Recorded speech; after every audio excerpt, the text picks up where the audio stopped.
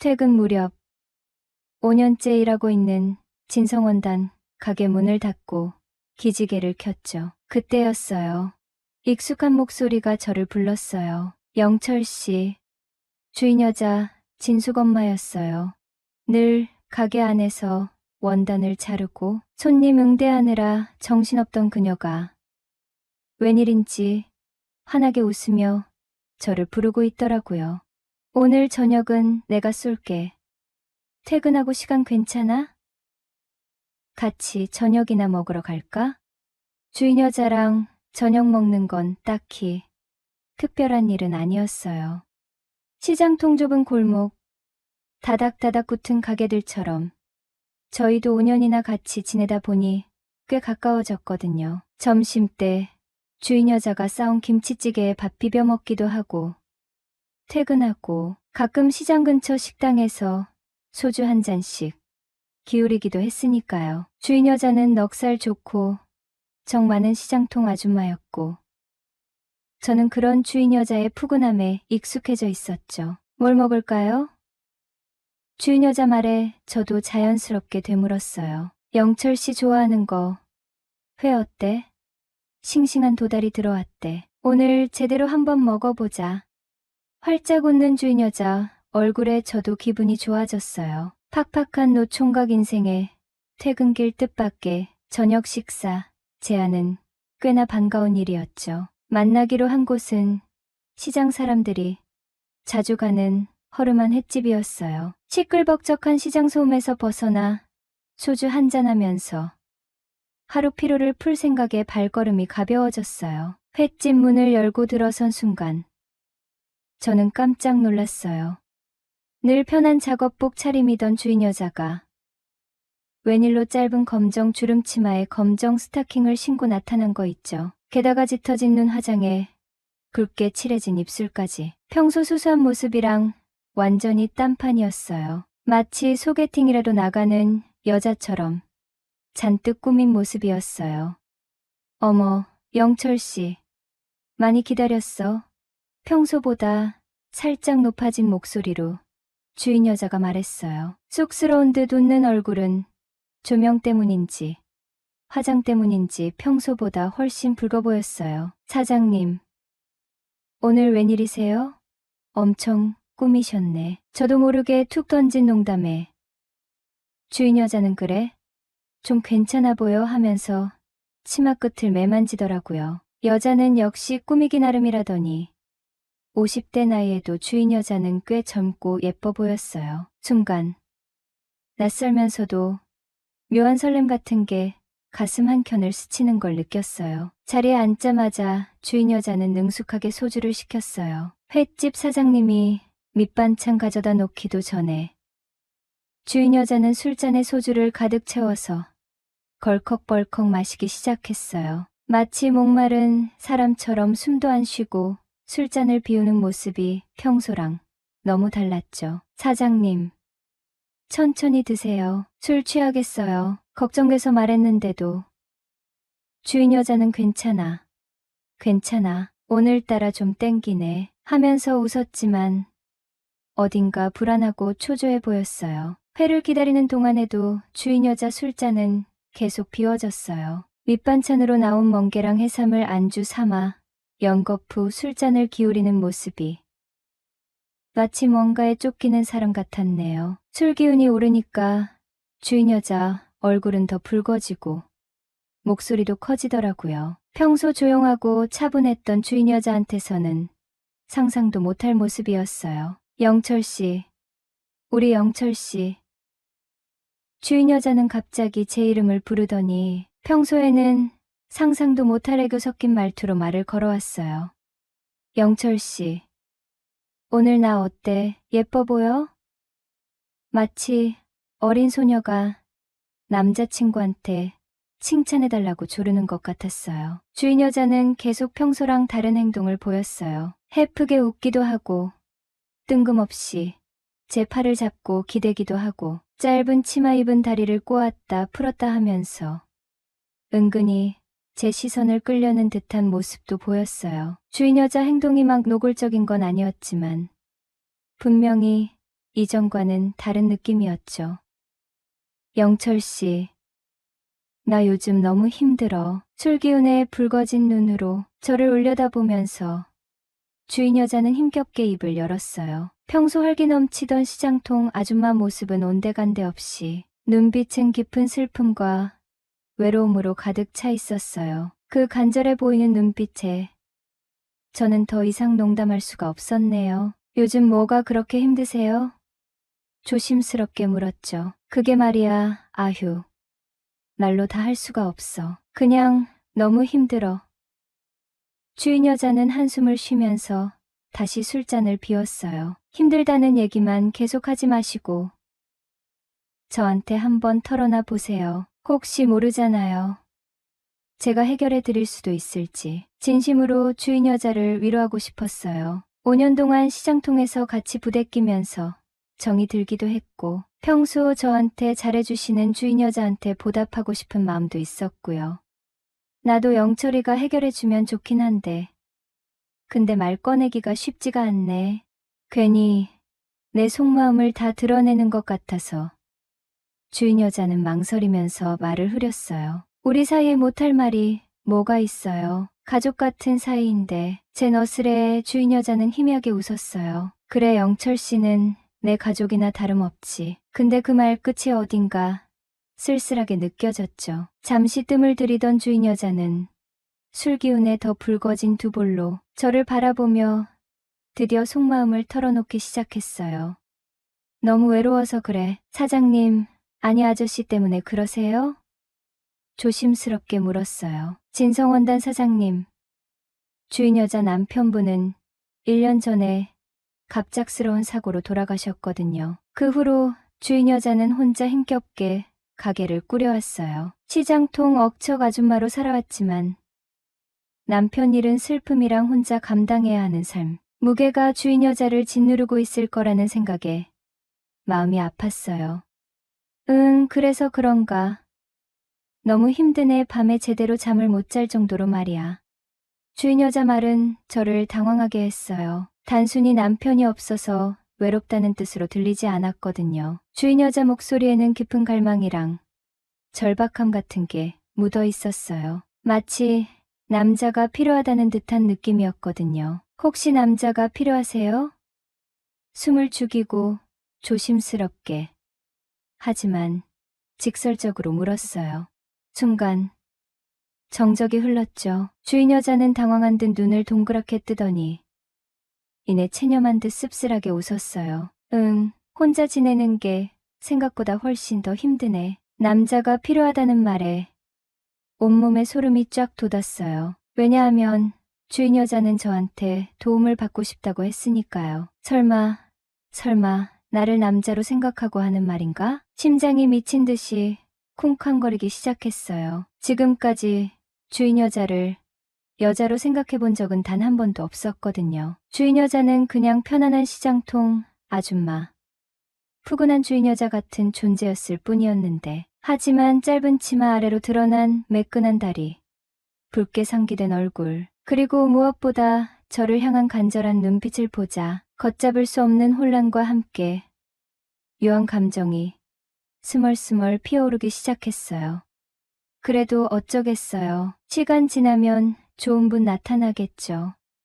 어색함을 감추려고 애쓰면서 저는 애써 담담하게 말했어요. 언제까지 기다리기만 하냐고. 지금 당장 외로운데.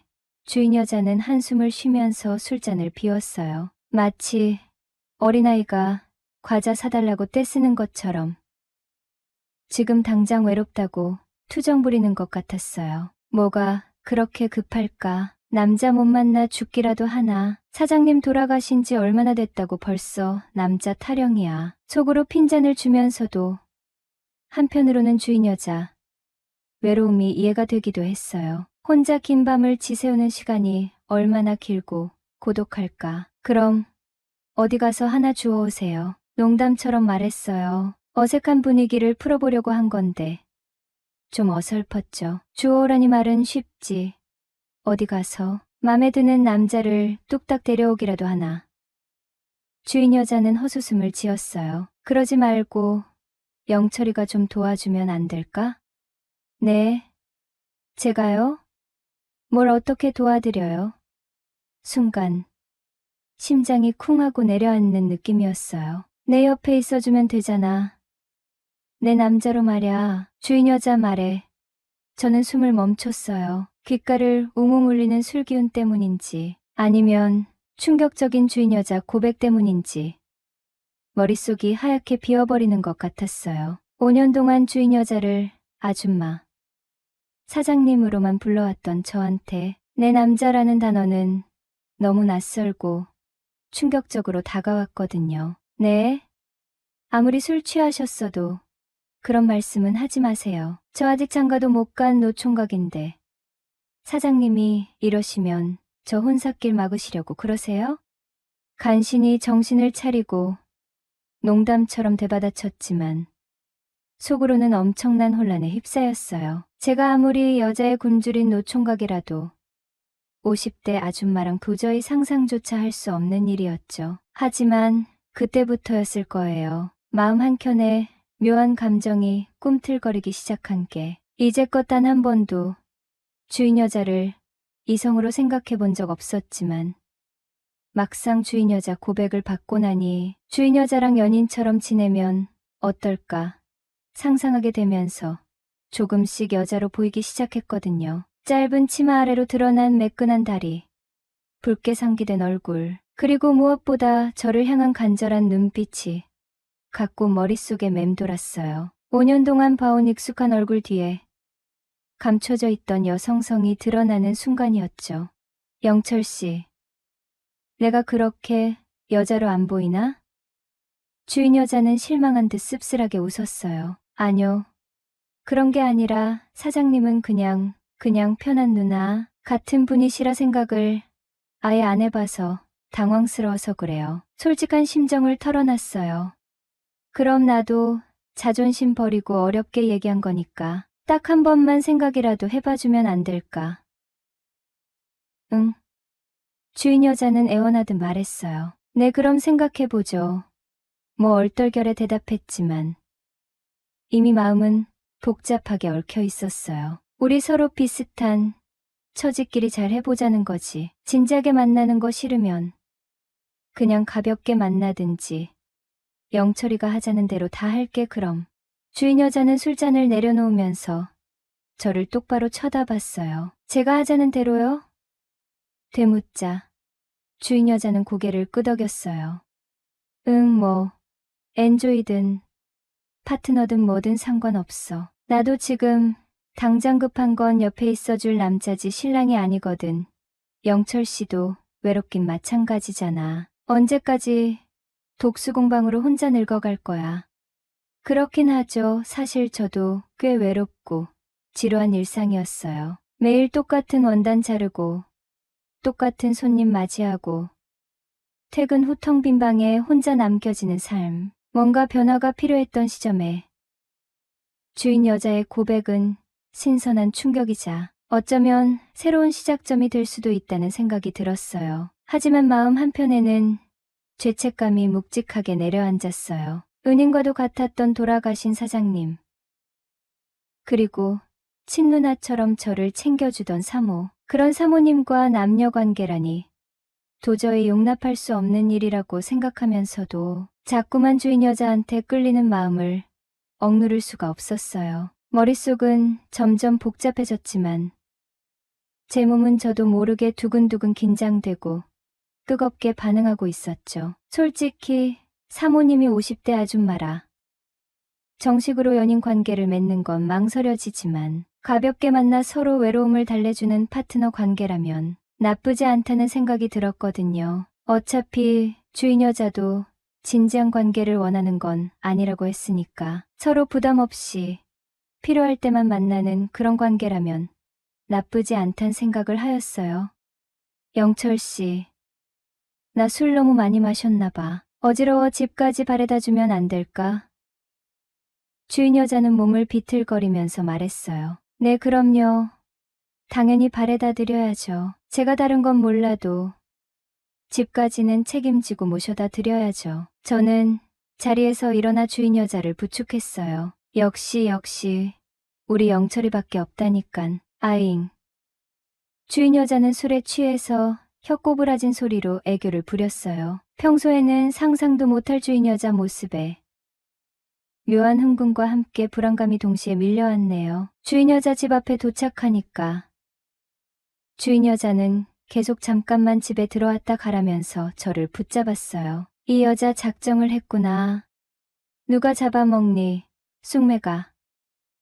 잠깐만 들어가서 따뜻한 차라도 한잔하고 가. 주인 여자 간절한 눈빛에 순간 흔들렸지만 괜히 따라 들어갔다간 실수로 발목이라도 잡힐까봐 두려워서 오늘은 좀 피곤해서요. 다음에 꼭 따뜻한 차 대접해주세요. 라면서 황급히 집으로 도망치듯 돌아왔어요. 텅 빈 골목길을 걸으면서 방금 전 횟집에서 있었던 일들을 다시 생각했어요. 주인 여자의 술 취한 모습, 낯선 옷차림, 충격적인 고백, 그리고 외로움이랑 힘듦은 충분히 이해할 수 있었지만 저한테 기대려는 모습은 여전히 당황스럽고 혼란스러웠죠. 아줌마는 왜 갑자기 이렇게 적극적으로 저한테 다가온 걸까? 5년 동안 시장통에서 같이 일해왔지만 저희는 그냥 사장님이랑 직원, 아니면 동네 아줌마랑 노총각, 그 이상도 이하도 아니었거든요. 저희 사이에 이성적인 접점은 단 한 번도 없었는데 복잡한 생각들이 머릿속을 헤집고 다닐 때 문득 섬뜩한 기억 하나가 떠올랐어요. 며칠 전 가게 뒷문 화장실에서 볼일 보고 있는데 문득 인기척이 느껴져서 뒤돌아보니까 주인 여자가 문틈으로 저를 지켜보고 있었던 거예요. 눈이 딱 마주쳤는데 주인 여자는 당황한 기색 하나 없이 묘하게 눈웃음을 짓고는 휙 사라졌었거든요. 그때는 별 생각 없이 넘어갔는데 지금 생각해보니 그때부터였던 것 같아요. 주인 여자 마음속에 저를 향한 낯선 감정이 스멀스멀 싹트기 시작했던 게 아줌마는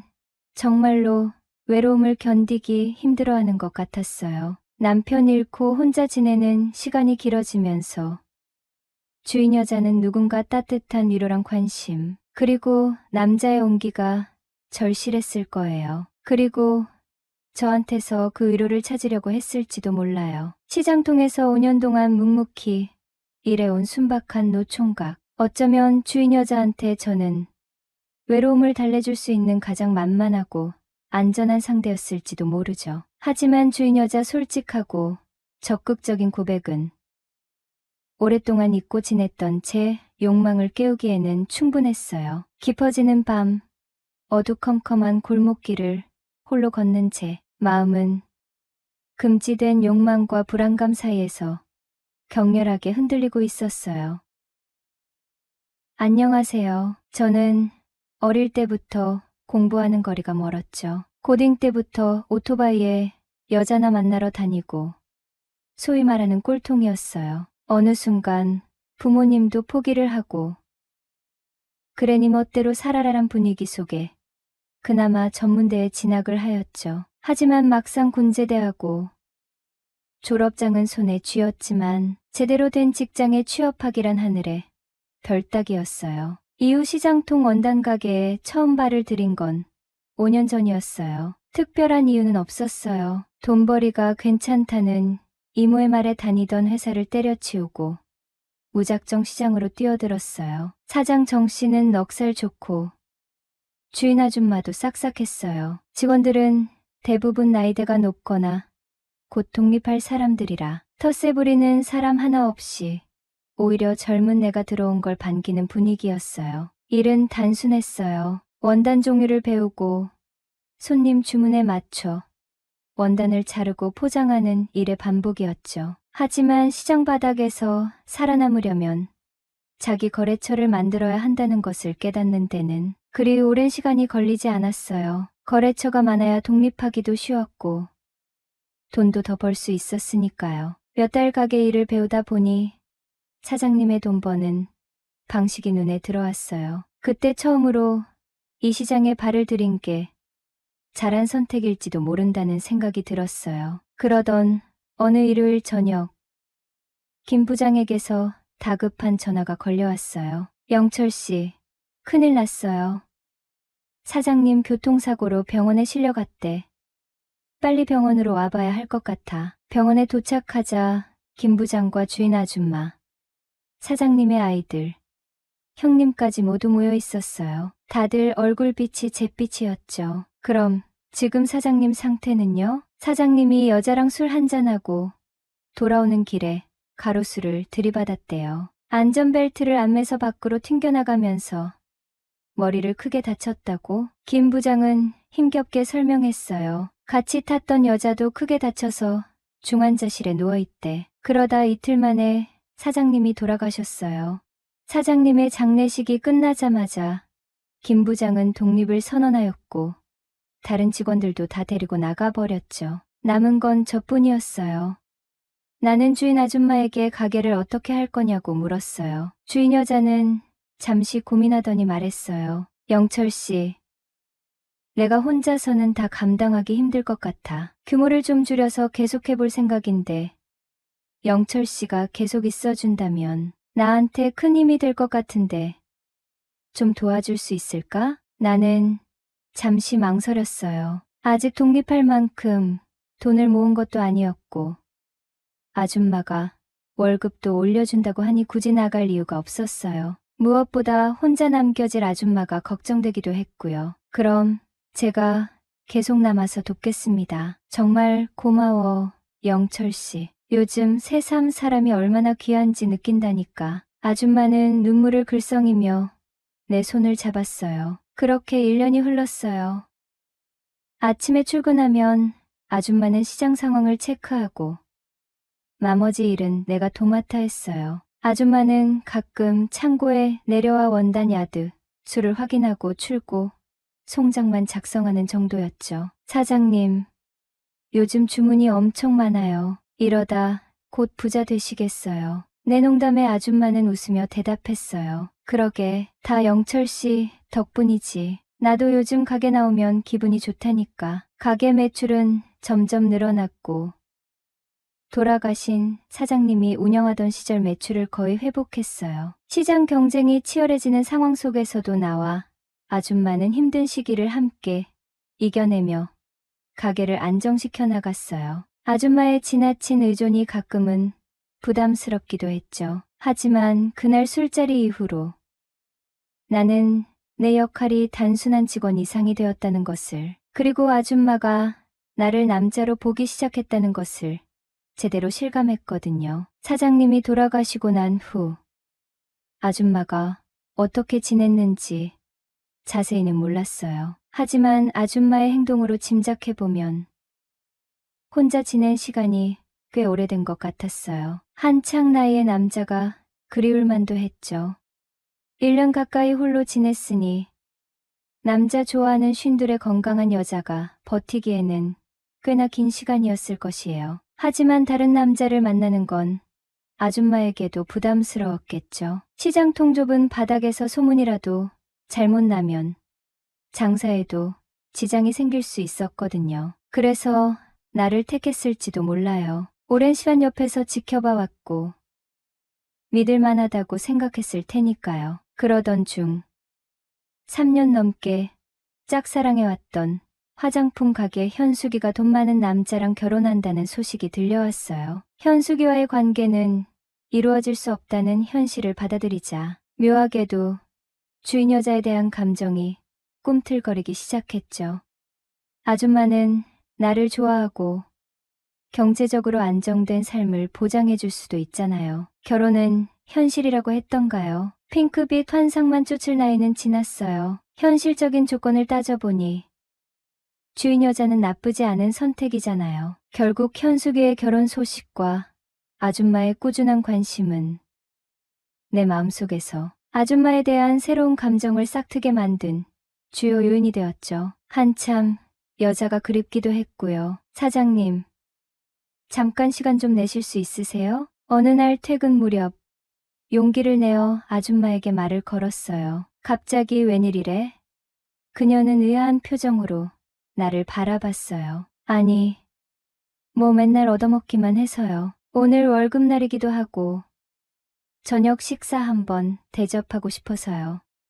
맨날 나한테 밥 사달라고 조르기만 하더니 오늘은 딴 사람이 됐네. 아줌마는 눈을 흘기며 말했어요. 혹시 그날 일 때문에 그러는 건 아니지?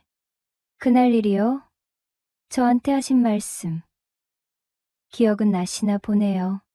하하. 민망하게 왜 그래?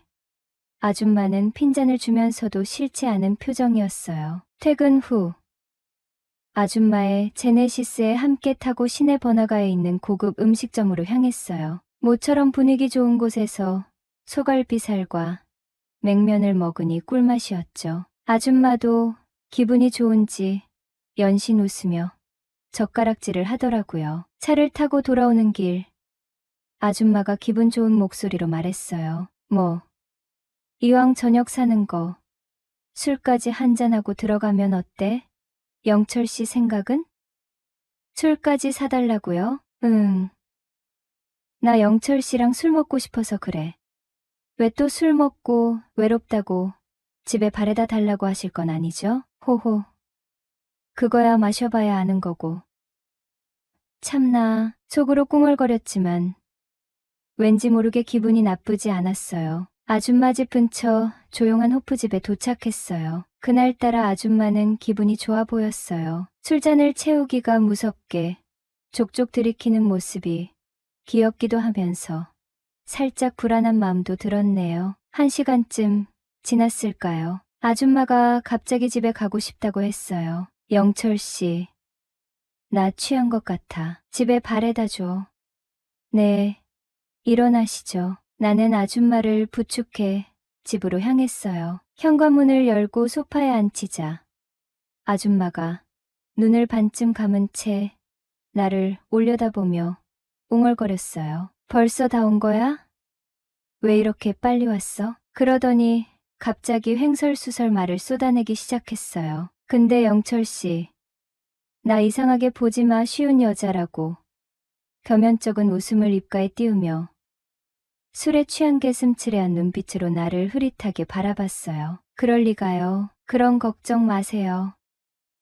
해에 그럼 다행이고 그나저나 소주 한 병밖에 안 마셨는데 이렇게 취하다니 나도 이제 많이 늙었어. 잠시 침묵이 흘렀어요. 어색한 분위기를 깨고 먼저 입을 연 건 나였어요.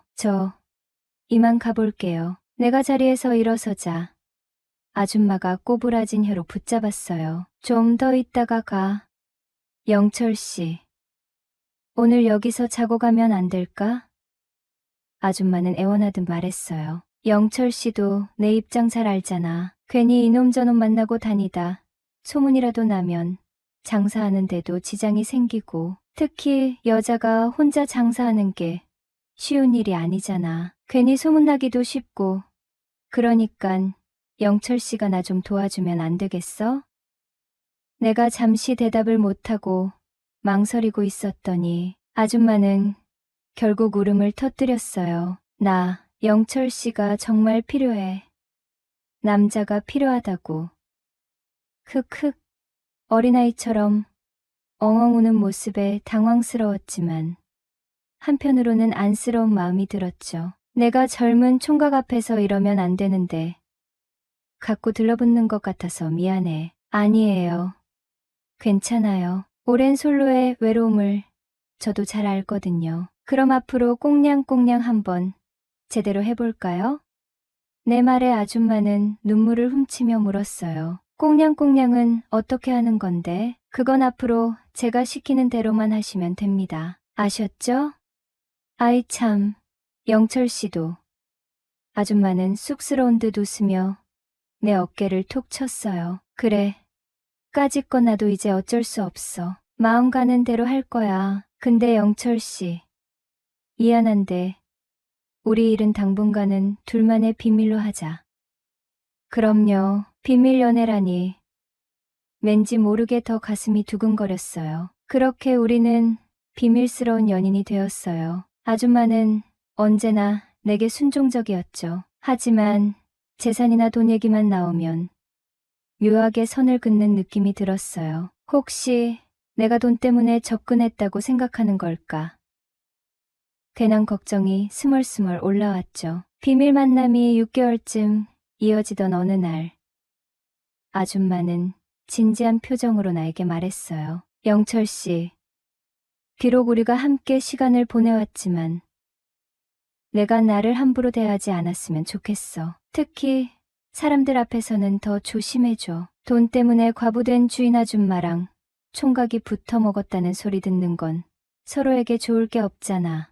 그치? 아줌마의 말에 나도 심각한 표정으로 대답했어요. 네. 사장님 말씀 무슨 뜻인지 알겠어요. 저도 많은 것을 바라지 않아요. 더 바라는 것도 없고 사람들한테 그런 오해받기도 싫어요. 제가 그렇게 막대먹은 놈은 아니잖아요. 사장님이 그렇게 생각하는 게 솔직히 좀 속상하네요. 아줌마는 나를 물끄러미 바라보며 천천히 말했어요. 그걸 확실히 짚고 넘어가지 않으면 뭐와 끝이 안 좋을 것 같아서 그래. 나중 일이 어떻게 될지는 모르는 거니까. 그러니 너도 내 마음 알아줬으면 좋겠어. 그녀의 걱정이 무엇인지 이해는 갔어요. 하지만 그동안의 관계가 단순히 개인 욕구와 경제적 이해관계만으로 형성된 것은 아니라는 것을 아줌마는 아직 모르는 것 같았어요. 우리는 점점 서로에게 깊이 빠져들고 있었죠. 시간이 흐르면서 아줌마와 나는 서로에 대한 감정을 더욱 깊이 느끼게 되었어요. 불안했던 시작과는 달리 우리는 서로에게 없어서는 안 될 존재가 되어가고 있었죠. 그렇게 또 1년이 지났어요. 우리의 관계는 더욱 단단해졌고 서로를 향한 마음은 더욱 깊어졌죠. 만난 지 2주년 기념일.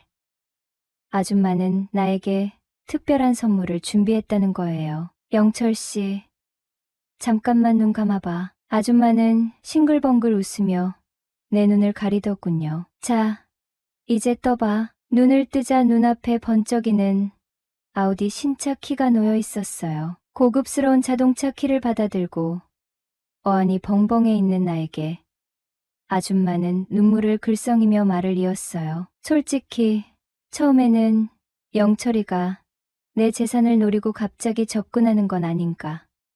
그런 생각도 했었어. 그래서 조심스러웠던 것도 사실이고. 하지만 이제 내가 나를 진심으로 대하는 모습을 보니까 감동을 받았어. 앞으로도 서로 아끼고 위하면서 잘 지내자. 그렇게 우리는 결혼식 없이도 행복한 사실혼 관계를 유지하고 있어요. 시장 통작은 원단 가게 안주인과 젊은 총각 직원. 남들이 보기엔 어울리지 않는 조합일지도 모르지만 우리는 서로의 곁에서 따뜻하게 그리고 행복하게 지내고 있네요. 현실적인 사랑이 진정한 사랑이다. 사람들은 모두 임모와 저를 보고서는 부러운 녀석이라고들 합니다. 그들의 그런 심정도 이해가 됩니다. 저는 그 바늘구멍이라는 프로야구 선수로서의 데뷔를 앞두고 있는 상황이었으니 말입니다. 3억이라는 거액의 연봉과 전용 아파트까지 제공받는 조건으로 말이죠. 인생 모든 걸 바친 결과가 보상받는구나 라는 생각에 너무나도 기뻤습니다. 하지만 그 꿈은 한 방에 날아가 버렸습니다. 연습을 하던 도중 어깨를 크게 다쳐 쓸모가 없어져 버렸으니까요. 결국 저는 구단 측으로부터 계약 해지 통보를 받았고 숙소에서 쫓겨나오게 되었죠. 그러자 바로 겨울철 칼바람이 제 살을 에워싸기 시작했죠. 제 수중에 있는 돈이라고는 10,000원이 전부였죠. 이걸로 지금부터 먹고 살아야만 했습니다.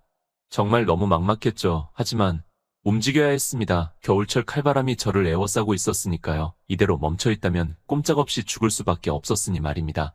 저는 살기 위해서 임대 문의가 붙어있는 집이라면 닥치는 대로 문을 두드리고는 부탁드렸습니다. 제발 잠시만 지내게 해달라고. 어깨 부상만 치료하면 다시 엄청난 연봉이 나를 기다리고 있으니 꼭 갚겠다고 말이죠. 그건 사실이기도 했죠. 이 빌어먹을 어깨만 낫는다면 다시 탄탄대로를 달릴 수 있을 테니까요. 하지만 그들의 반응은 너무나도 냉담했습니다. 돈도 없고 배운 것도 없는 너를 뭐를 보고 들여주겠니? 생각 좀 해보렴.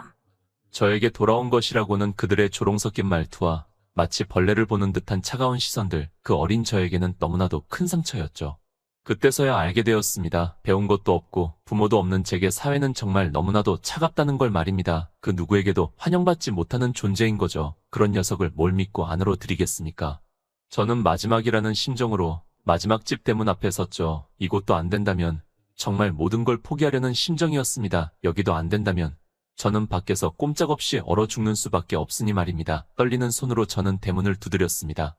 이내 안에서 슬리퍼 끄는 소리가 들리며 한 여성분이 나오셨습니다.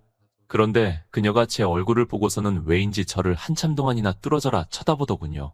저를 바라보는 표정이 상당히 의미심장했습니다. 정말 말로 설명하기 힘들 정도로 말입니다. 마치 예전 연인을 보는 것 같이 상당히 애절하고도 묘한 표정이었습니다.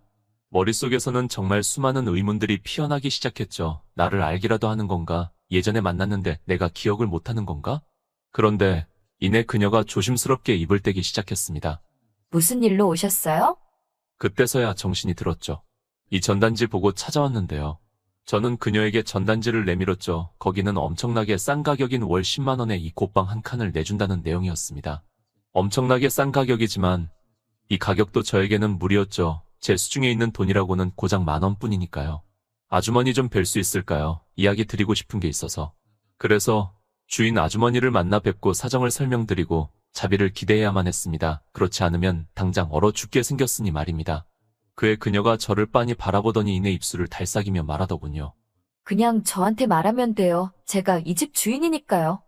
대체 무슨 소리인가 싶었죠. 아무리 봐도 주인 아주머니로는 보이지 않는데 본인한테 말하라니요. 그녀도 조금 동공이 떨리더군요. 아무래도 거짓말인 것만 같았죠. 하지만 왜 그런 거짓말을 하는 건지 이해가 되지 않았죠. 그러니까 저한테 말해요. 무슨 일인데요?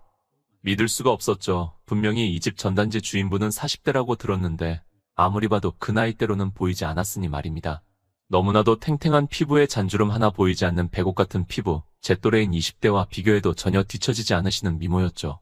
제가 믿지 못하는 눈치이자 그녀가 손톱을 물어뜯기 시작하더군요. 간절한 사람은 저인데 오히려 저보다 더 간절해 보이셨죠. 이내 그녀가 조심스럽게 입을 떼더군요. 제가 집주인 맞아요. 동안이라 오해를 많이 받긴 하지만 그러니 어서 말해봐요. 아무리 봐도 주인 아주머니가 아닌 것만 같았지만 일단은 믿는 수밖에 없었죠. 하지만 본론을 말해야 하는데 차마 말이 나오지 않더군요. 수중에 돈이 10,000원밖에 없는데 그걸로 잠깐만 지내면 안 되겠냐고 말입니다. 이전에 그렇게 말했다가 돌아온 멸시의 시선들이 제게 너무나도 큰 상처였거든요. 그녀의 이름은 수정씨였습니다. 예쁜 외모만큼의 너무나도 어울리는 보석 같은 이름이었죠. 수정씨의 저 눈빛이 멸시의 표정으로 바뀌는 것은 제게 너무나도 두려웠습니다. 그리고 문제는 그것뿐만이 아니었죠. 원래 이 방은 여학생만 받는다고 적혀 있었습니다. 아무래도 남자는 들이시기에 상당히 걱정이 되시는 모양이었죠. 그 심정이 이해가 되긴 합니다. 수정씨가 저렇게 예쁘시니 말이죠. 남자를 들이면 불안할 만하죠. 하지만 말해야만 했습니다. 그렇지 않으면 방법이 없으니까요. 그게 사실은 제가 수중에 이것밖에 없어서. 저는 지금 수중에 있는 10,000원을 꺼냈죠. 이게 저희 전 재산이었습니다. 이제 곧 멸시의 시선으로 바뀔 그녀의 눈빛이 너무나도 두려웠죠. 하지만 우선 말은 꺼내어 봐야 했습니다. 이걸로 한 달만 지내고 나갈 수 있을까요? 정말 돈이 없어서 나중에 꼭 갚겠습니다. 그녀가 저를 빤히 쳐다보더군요. 무서웠습니다. 이제 여타 다른 집주인과 똑같이 저 눈빛이 경멸의 눈빛으로 변할 테니까요. 역시나 제 예상대로 그녀의 눈빛도 변하기 시작했죠. 저는 그 순간 눈을 질끈 감아버렸죠. 그녀의 눈빛을 볼 자신이 없었으니까요. 아무것도 아닙니다. 괜한 말씀드려 죄송합니다. 정말 그녀의 경멸 어린 눈빛을 보면 너무 상처받을 것 같아 두 눈을 질끈 감고서는 걸음을 돌리려 했죠. 그녀의 눈빛을 볼 자신이 없었으니 말입니다. 아니, 잠깐 저기요.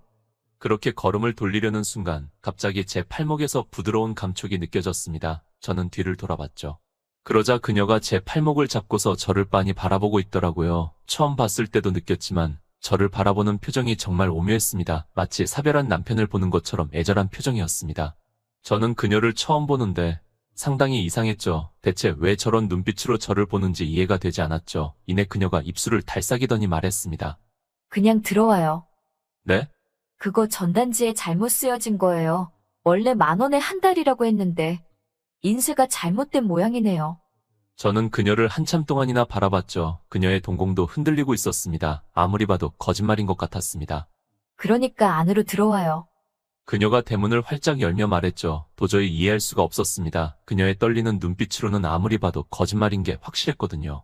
그리고 상식적으로 생각해봐도 납득이 안 되지 않습니까? 한 달에 10,000원이라니요. 아마 제가 지내는 동안 발생하는 전기세나 수도세도 안 나오는 가격일 텐데 말입니다. 안 들어와요? 팔 아파요. 그녀는 계속 대문을 연체로 잡고 있었죠. 제 머릿속에는 수많은 생각들이 흘러 지나가기 시작했죠. 혹시 신종장기 매매 방식인가? 안에 들어가자마자 몽둥이에 맞고 뻗어버리는 건 아닐까? 불길한 생각들이 스멀스멀 일어나기 시작했습니다. 하지만 저에게 선택지 따위는 없었죠. 그냥 믿는 수밖에요. 저에게는 다른 선택지가 없으니 말입니다. 어차피 지금 들어가지 않으면 저는 밖에서 얼어 죽을 신세니 말입니다. 그렇게 안으로 들어갔는데 남자 신발로 보이는 게 한 개 있더군요. 역시나 결혼을 하셔서 남편분이 있으신 듯 했죠. 하긴 이렇게 예쁘신데 남편분이 없으신 게 더 이상하죠. 내부는 생각보다 넓었습니다. 안방 한 개에 창고방 한 개인 구조였죠. 창고방이 제가 가야 할 곳으로 보였죠. 저는 그쪽으로 걸음을 옮기는데 갑자기 그녀가 제 팔목을 붙잡더라고요. 어디 가요? 그야 당연히 저쪽으로. 저는 창고방 쪽을 손가락으로 가리켰죠. 그야 월 10,000원 내는데 안방을 쓸 수는 없지 않습니까? 그러자 그녀가 손가락을 꼼지락거리더니 이내 크게 심호흡을 내쉬고서는 말하더군요. 그냥 안방에서 같이 지내요. 네? 그냥 안방에서 둘이 같이 지내자고요. 안방 넓어서 둘이 써도 괜찮으니까. 그의 제 표정이 굳기 시작했죠. 저를 집에 들인 것도 모자라서 안방에서 단둘이 지내자니요. 만약 남편분이 들어오기라도 한다면 이후 상황은 불보듯 뻔한데 말이죠. 제 표정을 보더니 이내 그녀가 피식 웃으며 말하더군요. 장난이에요, 장난.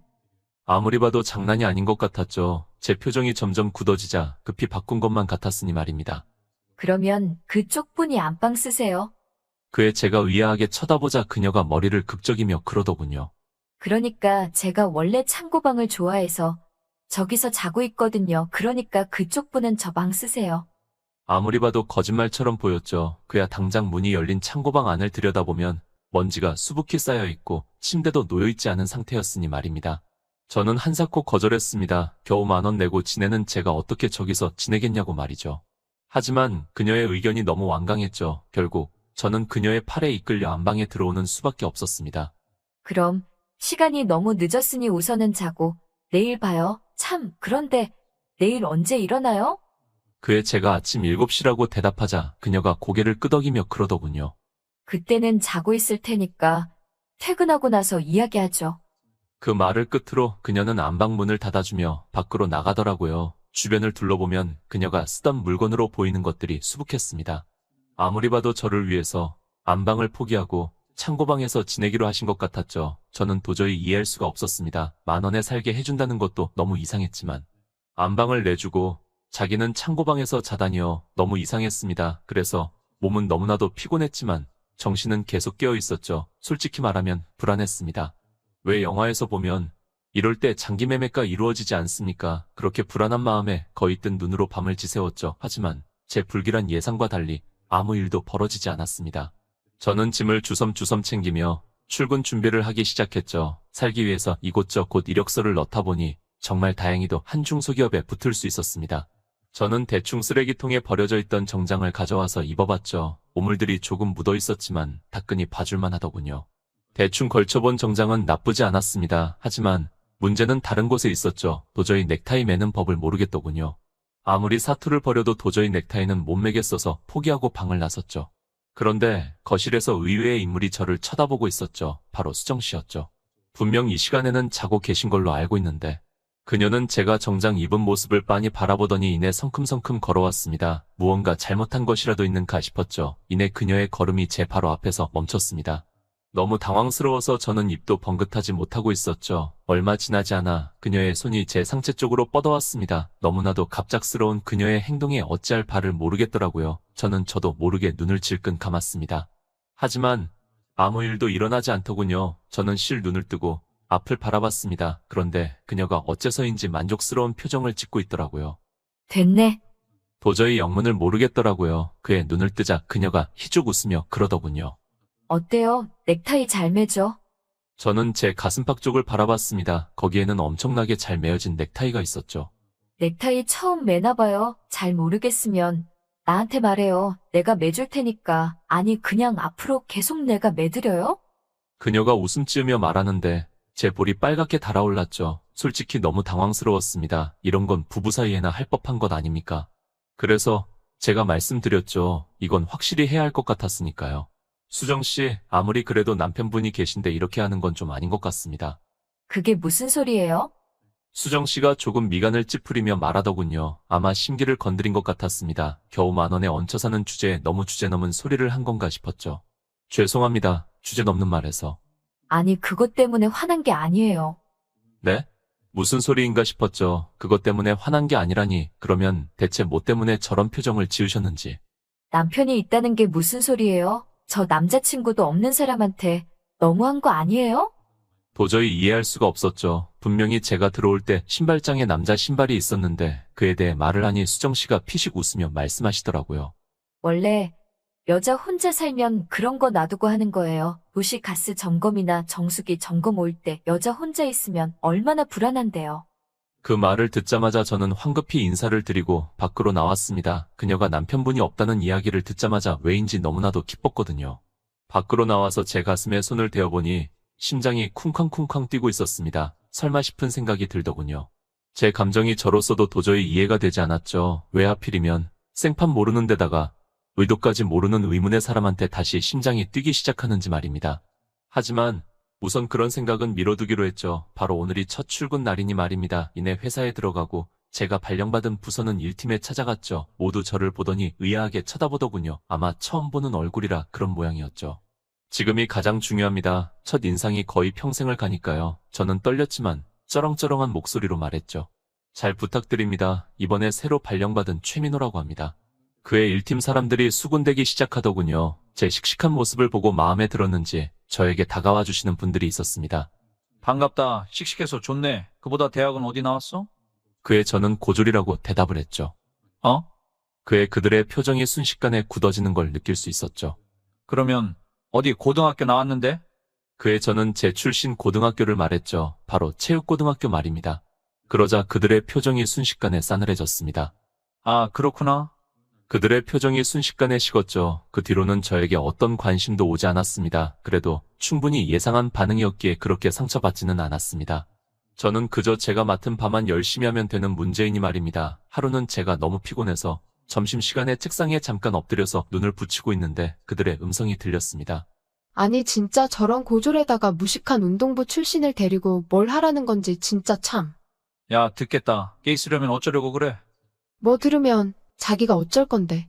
주먹이 꽉 쥐어졌지만 저는 이걸 모두 감내해야만 했죠. 지금 제가 살아남을 수 있는 유일한 방법이니 말입니다. 원래 저였다면 들이받았을 테지만 지금 저는 그러지 못하는 상황이죠. 그들의 마음을 돌려야만 제가 살아남을 수 있으니까요. 무엇보다 1팀 팀장님의 마음을 돌리는 게 가장 중요합니다. 팀장님이 정규직 전환 권한을 가지고 계시니 말입니다. 저는 반드시 정규직이 되어야만 합니다. 정규직이 되면 몇 억의 대출을 받을 수 있게 되니 말입니다. 그렇게 되면 그 돈으로 제 어깨를 치료하고 다시금 야구 선수의 꿈을 펼칠 생각이었으니까요. 그래서 지금 제게 무엇보다 중요한 것은 이 회사의 정규직이 되는 것이었죠. 하지만 배운 것도 없는 제가 이 회사에서 정규직이 될 때까지 살아남기는 힘들었죠. 하지만 이런 상황에서 어떻게 해야 하는지는 너무 잘 알고 있었죠. 정말 철저하게 밑으로 기어야 했죠. 저는 시키지도 않았지만 직원분들의 책상에 커피를 놔뒀죠. 한 2명씩 출근하면서 저를 보며 만족스러운 표정을 짓더라고요. 뭐 이런 거라도 해야지. 이게 바로 배운 것도 없는 제가 살아남는 방식이죠. 그런데 팀장님이 자리에 앉으시고는 커피를 홀짝이고서는 이내 서늘한 음성으로 제게 말하시더라고요. 너 잠깐 와봐. 야, 커피 물량 조절 제대로 안 해? 너무 싱겁잖아. 팀장님의 서늘한 음성에 1팀의 사람들의 시선이 모두 그쪽으로 집중되었죠. 아, 하긴 어차피 말해봤자 못 알아먹겠구나. 뇌도 근육으로 가득 차 있는 애한테 말해서 뭐 하겠어. 그냥 일 봐. 내가 괜한 말 했네. 그의 1팀 팀원들이 저를 보고 키득키득대며 비웃더군요. 정말 엄청난 모멸감이 들었습니다. 하지만 저는 살아남기 위해서는 견뎌야 했습니다. 하지만 정말 스트레스가 너무 심했습니다. 앞으로 이 생활을 계속해야 한다는 사실이 말이죠. 하지만 희망이 있으니 견딜만 했죠. 이렇게 회사 다니는 동안 버는 돈으로 재활치료를 하면서 어깨를 조금씩 회복하다가 정규직으로 전환이 되자마자 대출을 받아 제대로 된 어깨 수술을 하게 되면 다시 야구 선수의 꿈을 펼칠 수 있으니 말입니다. 저는 퇴근을 하고 바로 재활치료를 하는 곳으로 갔죠. 오늘도 왔는가? 네. 의사 선생님께서는 그렇게 아프고 힘든 재활치료를 매일 견디는 저를 보고서는 혀를 내두르셨죠. 정말 야구에 대한 열정 하나만큼은 대단하네. 그렇게 오늘도 무사히 지옥 같은 재활치료를 마쳤죠. 정말 삭신이 쑤셨습니다. 안 그래도 회사에서도 스트레스가 심한데 몸까지 이렇게 혹사시키니 정말 죽을 맛이었죠. 처음 부상 당했을 때보다는 훨씬 많이 나아졌네. 이제는 정말 제대로 된 수술만 받을 수 있다면 예전 기량을 전부 회복할 수 있겠어.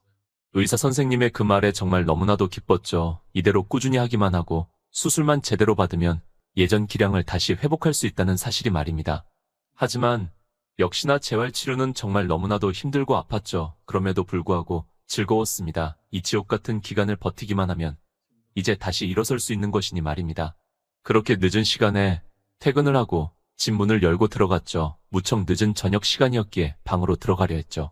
그런데 거실 쪽에서 무척이나 맛있는 냄새가 풍기더군요. 그쪽으로 가보니 수정씨가 요리를 하고 계셨습니다. 왔어요? 저를 돌아보며 활짝 웃으며 말하더군요. 너무나도 아름다운 미소에 제 심장이 눈치 없이 다시 뛰기 시작했습니다. 정말 엄청난 진수성찬이었죠. 그냥 보기만 해도 군침이 넘어가는 비주얼과 냄새였습니다. 이렇게 늦은 시간에 나를 위해서 저렇게 정성스레 요리를 해주실 이유는 없고 늦은 시간에 귀한 손님이라도 오시는지 싶었죠. 어쨌거나 저와 상관없는 것이 확실하기에 저는 꾸벅 인사를 드리고 안으로 들어가려는데 수정씨가 그러더군요. 어디 가요? 자려고요. 이거 그쪽 때문에 하는 건데 그냥 들어가면 어떻게 해요? 네? 너무 당황할 수밖에 없었죠. 이렇게 늦은 시간에 나를 위해서 저렇게 정성스레 요리를 한다니요. 하지만 그녀의 눈빛은 아무리 봐도 장난 같지는 않아 보였죠. 그녀는 자신이 한 요리를 하나하나 식탁에 올리기 시작하더니 이내 의자를 빼고서는 앉았습니다. 뭐예요? 안 앉아요? 그녀가 자신의 맞은편에 있는 의자를 가리키며 말하더라고요. 정말 어안이 벙벙했죠. 이렇게 늦은 시간까지 요리를 해준 게 나를 위해서였다니 도저히 이해가 되지 않았습니다.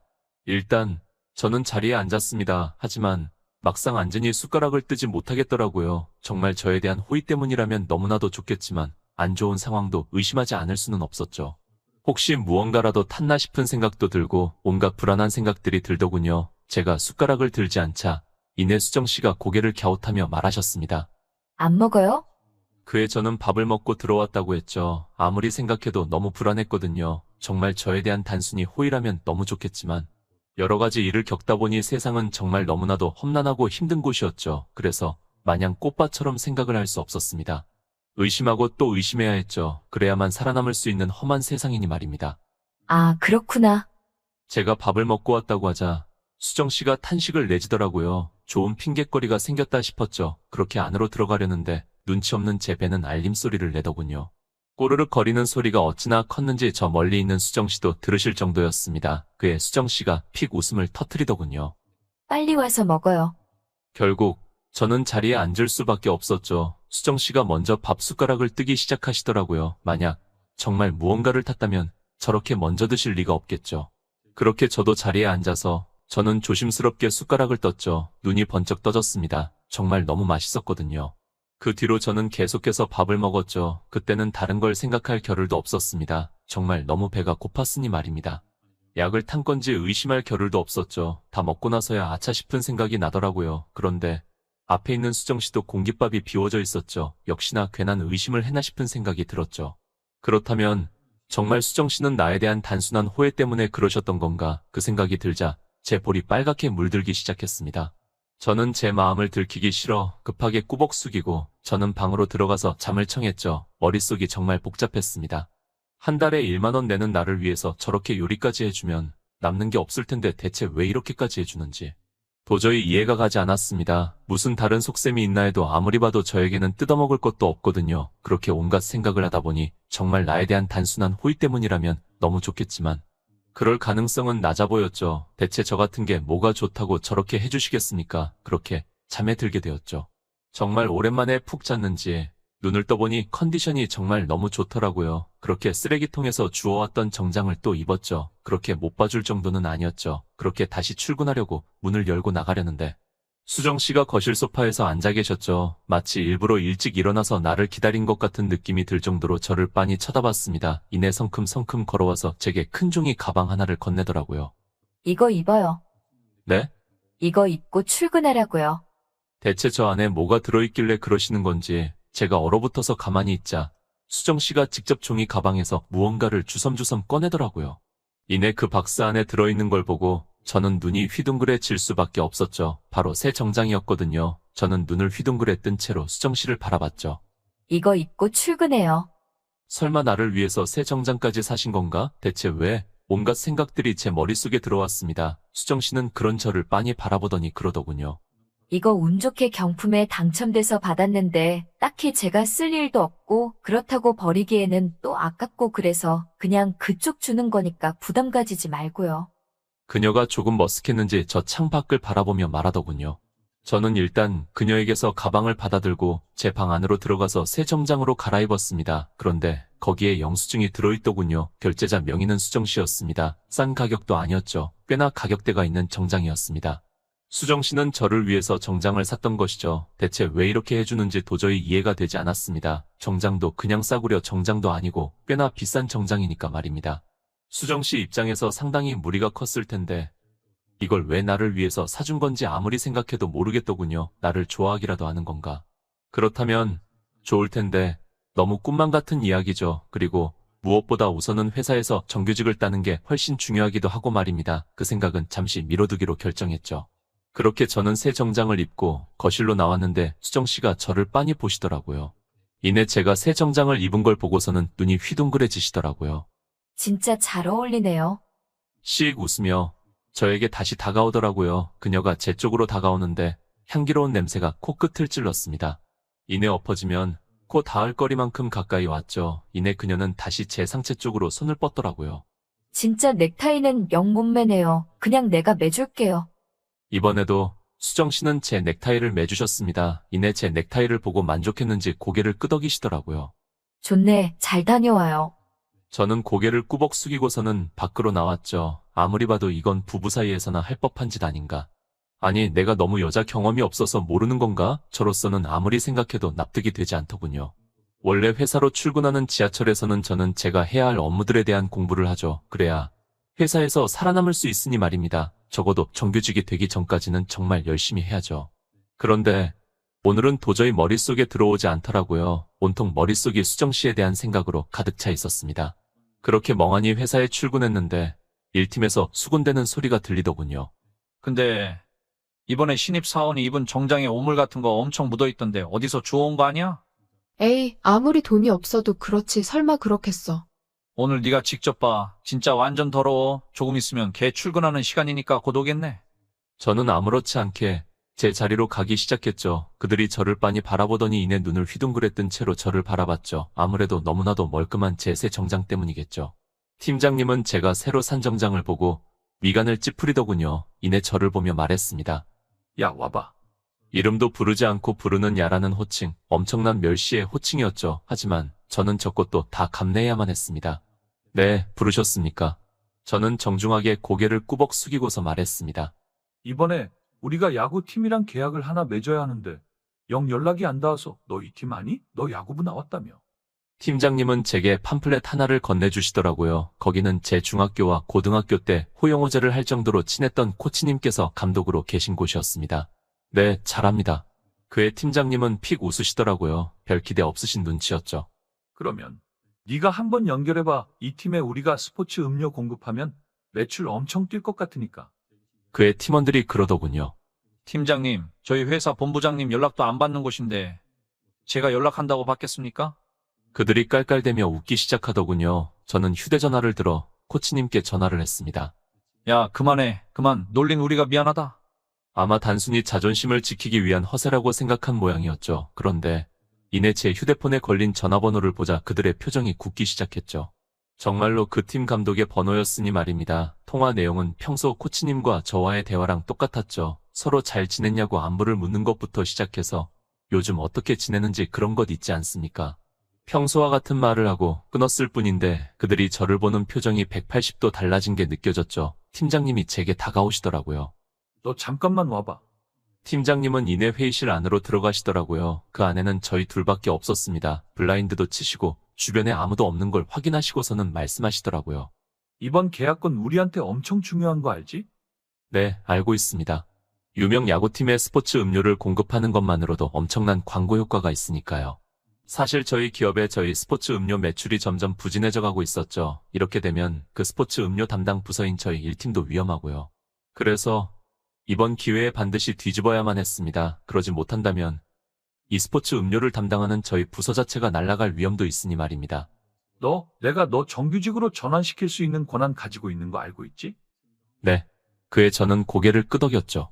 이번 계약건 성공시키면 내가 책임지고 너 정규직 전환시켜줄게. 정말입니까? 믿을 수 없는 말이었죠. 정규직 전환만 된다면 저는 그렇게 바라고 바라던 어깨 수술을 받을 수 있게 되니까 말입니다. 정말 가슴이 벅차오르기 시작하더군요. 드디어 다시 꿈을 시작할 수 있다는 사실이 너무나도 기뻤습니다. 대신 이번 프로젝트는 너랑 나만 진행하는 거다. 다른 사람은 모르게 해야 돼. 네? 의아했죠. 그렇게 큰 프로젝트를 팀장님과 저 단둘이서만 진행한다니요. 도저히 납득할 수 없었습니다. 너도 알다시피 고졸, 특히 너같이 운동부 출신이 정규직으로 전환되는 건 무척이나 어렵지. 엄청난 공적을 세우지 않는 이상 말이야. 그런데 생각해봐. 아무리 큰 공이라도 여러 사람이랑 나누게 되면 어떻게 되겠어? 고개가 끄덕여졌죠. 하지만 불안한 부분도 있었습니다. 그걸 뒤집어 반대로 말하면 팀장님이 오로지 자기 공으로 다 돌릴 수도 있다는 것이었죠. 결국 프로젝트에 이름을 올리는 건 팀장님 몫이니 말입니다. 만약 그렇게 되더라도 저는 할 수 있는 게 아무것도 없는 게 현실이죠. 그야 계약직 인턴의 말과 한 부서의 팀장님의 말 누구의 말이 더 신뢰성이 있을지는 말해봤자 입 아프죠. 하지만 저는 팀장님을 믿을 수밖에 없었습니다. 그게 제 유일한 정규직 전환의 방법이긴 하니 말입니다. 그러면 잘 부탁드립니다, 팀장님. 그래.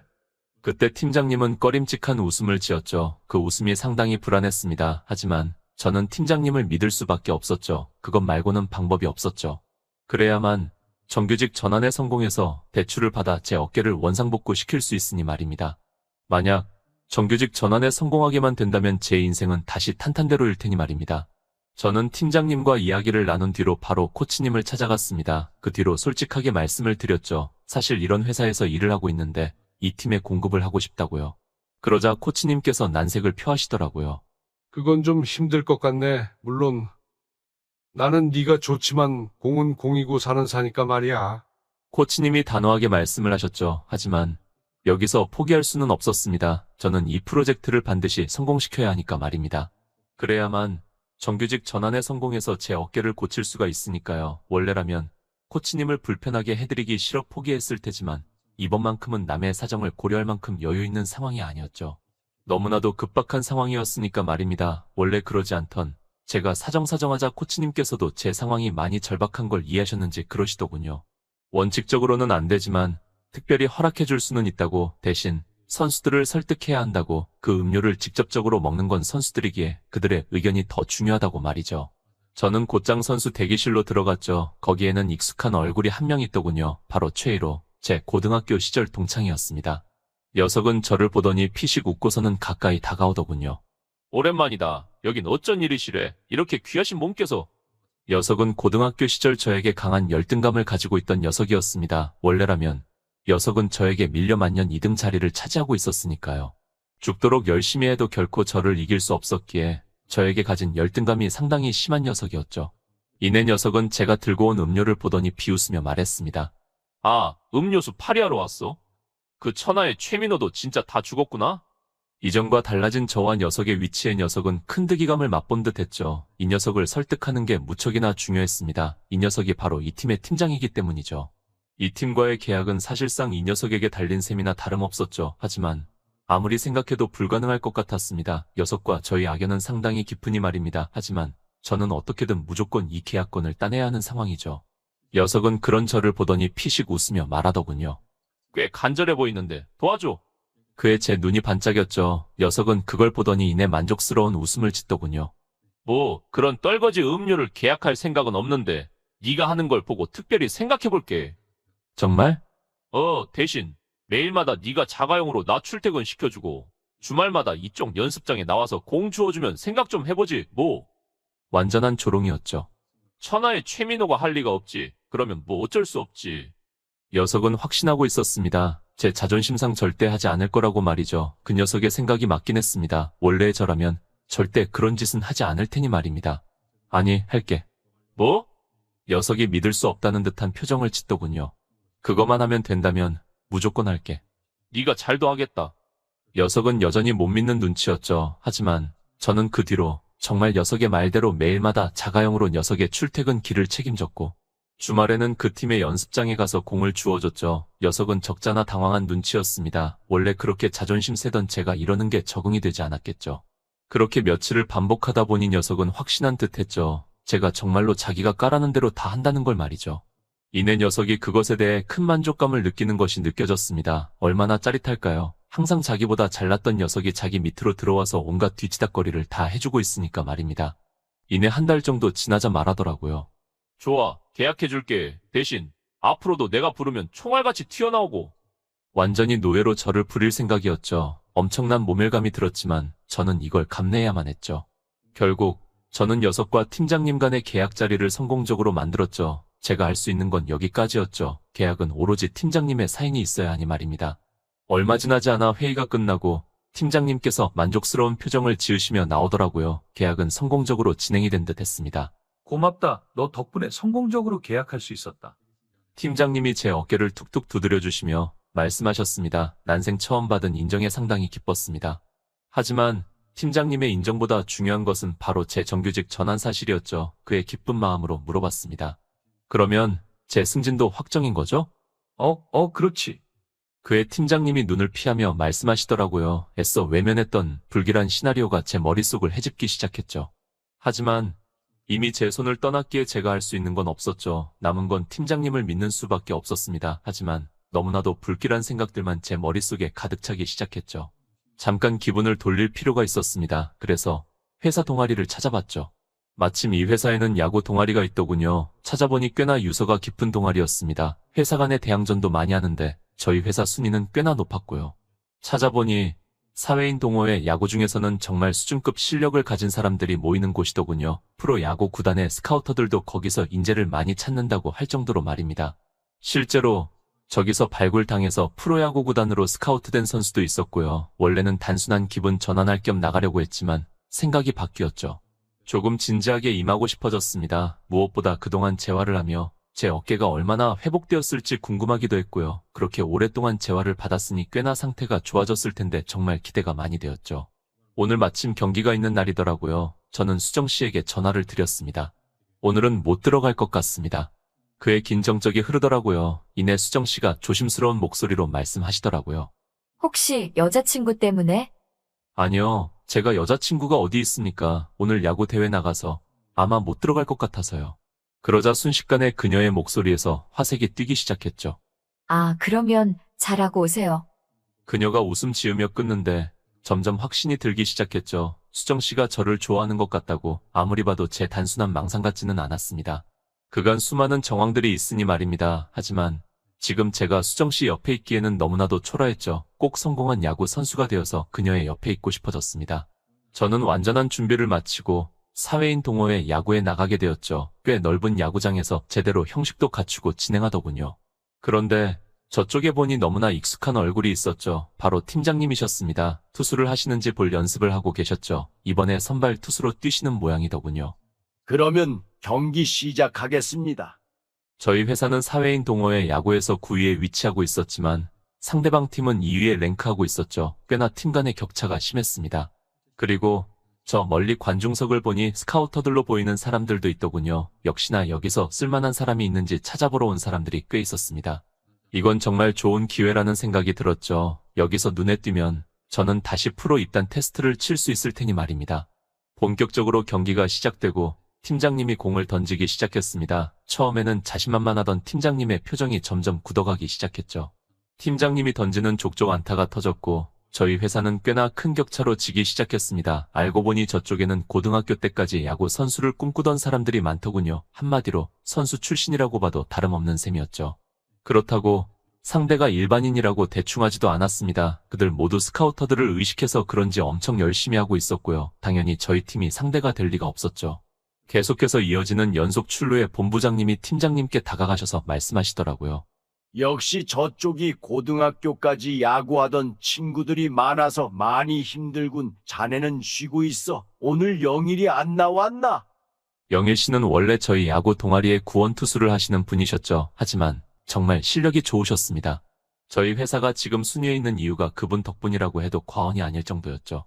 그런데 오늘은 업무가 많아서 못 나오신 모양이었습니다.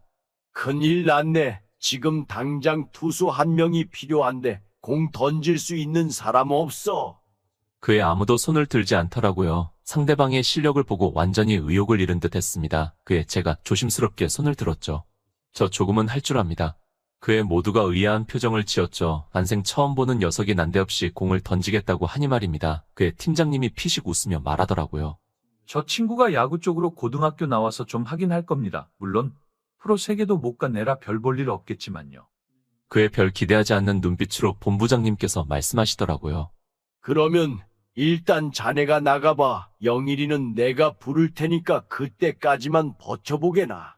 아마 시간 때우기 용으로 저를 내보내신 듯 했었죠. 딱 영일 씨가 오기 전까지 말입니다. 하지만 그 덕분에 저는 정말 오랜만에 야구장 흙을 밟은 채로 글러브를 낄 수 있었죠.